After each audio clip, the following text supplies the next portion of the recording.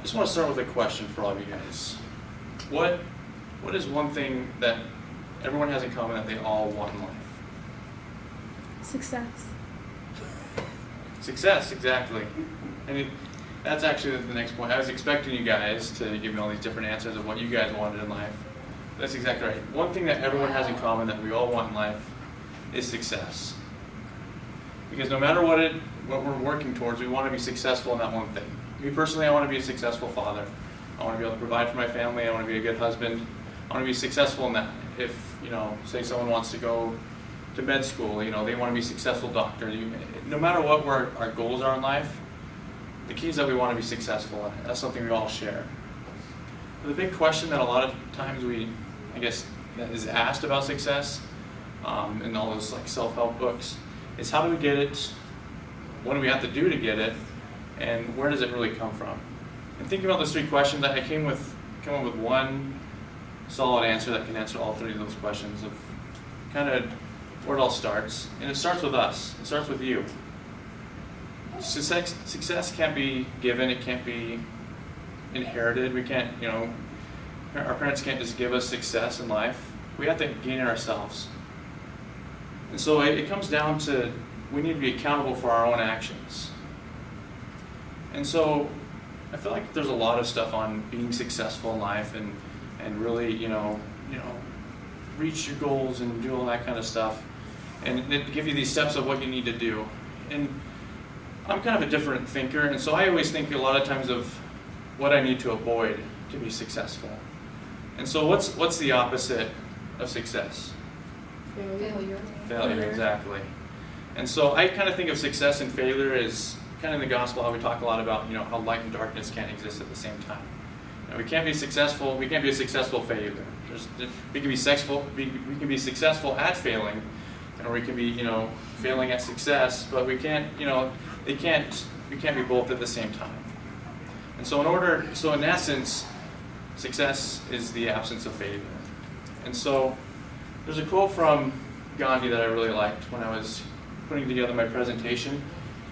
And he says, 99% of failures come from people who make excuses a habit, or make a habit of making excuses, And so that's kind of the main point of my presentation that I wanted to share with you guys today is avoiding excuses, just kind of taking excuses out of your life. Because Webster's dictionary just defines excuses as to place the blame on someone else or to justify. And so before we kind of get into more excuses, I want to share a video with you guys.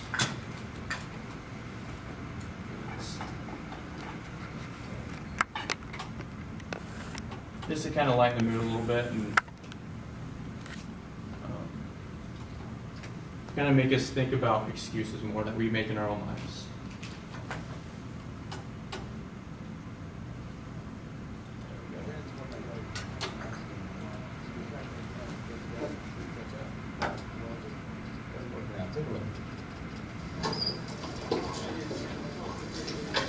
Hey, Zach. Hey. Thanks for being on the show, man. Appreciate it. Sure. We should hang out soon. I like that, yeah. How about tonight? I can't. I have a dinner thing tonight, but tomorrow's good. Date night with the wife. Friday? Friday, I have to take my fish to the doctor.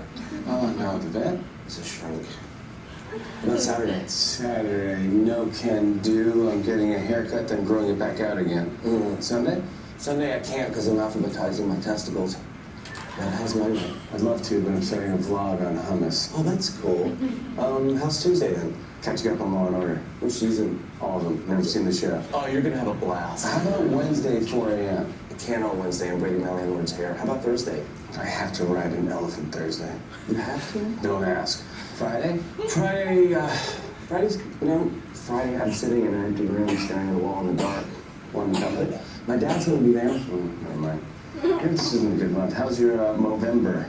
November this year is a wash because I got to clone a bunch of dinosaurs and open a theme park, and then something terrible goes wrong, and then, I got to learn the lessons of being a god, so November's no good. How's December? December I can't. I'm literally Santa Claus. That's you? Yep. Whoa, I didn't know that. How's your 2015? I'm leading an expedition to Mars, but I'll be back in 2020. I think that's good. So 2020? Okay, great. No. I'm booked. The whole 20s are just a disaster for me. Okay, why don't we just like maybe pencil something in for January 1st, 2030? Sounds great. Okay, have a good one. Bye.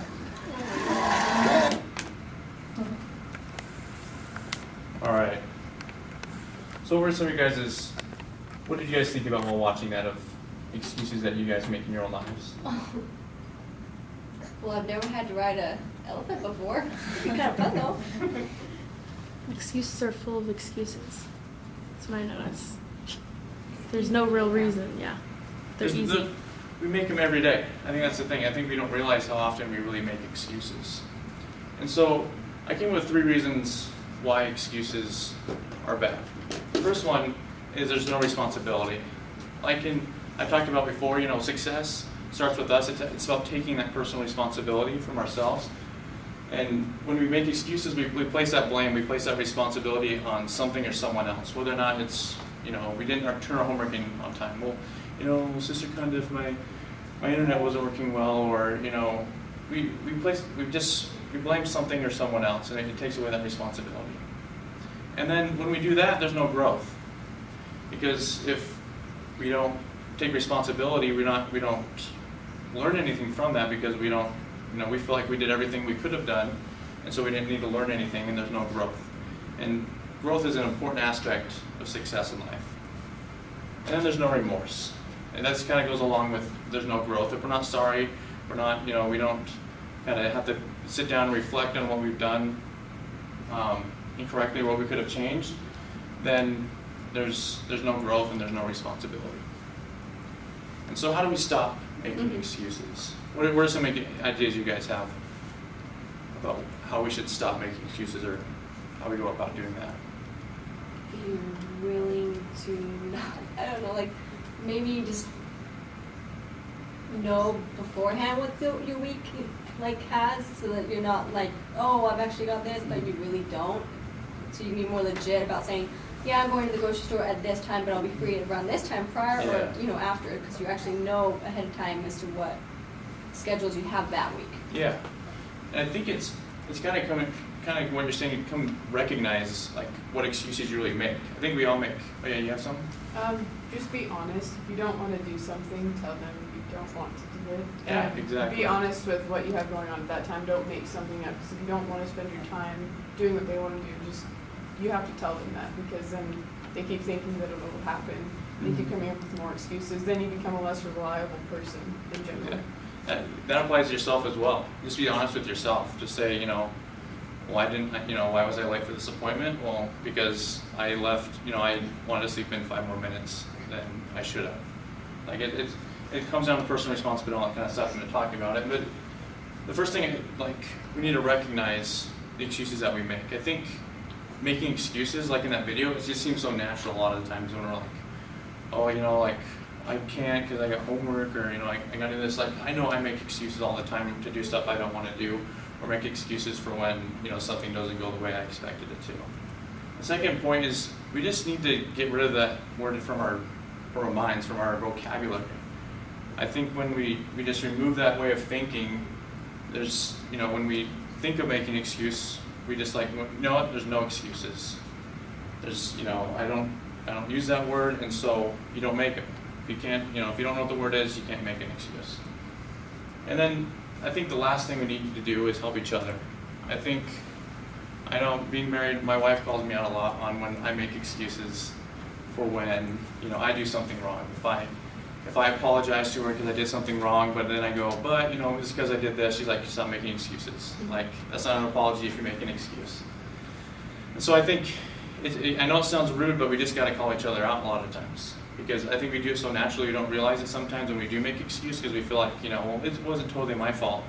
I think if we help each other realize the excuses that we're making as we're making them, I think it helps us kind of get that mindset of, we got to stop making excuses. And so I want to leave you guys with kind of a challenge or homework. It's quite a bit, and so just bear with me. And so first I want you to take a day, just pick a day this week or next week or this month, whatever you decide to do, but just do it. But I want you to think about, go throughout that day, and every time you make an excuse, write it down. Just think, okay, well, I was late for class, I told the teacher this is why, and then write it down. It doesn't matter if you only made 3 excuses that day or 10, just write all those excuses down. Then I want you to go home to your apartment, or your wherever you live, and I want you to tell somebody all the excuses you made that day. Because going back to personal responsibility, making it about ourselves, if we're not accountable for those excuses we made, if we don't tell somebody about all the excuses we made, then we don't have that desire to really get better about it. I think that's the most important thing.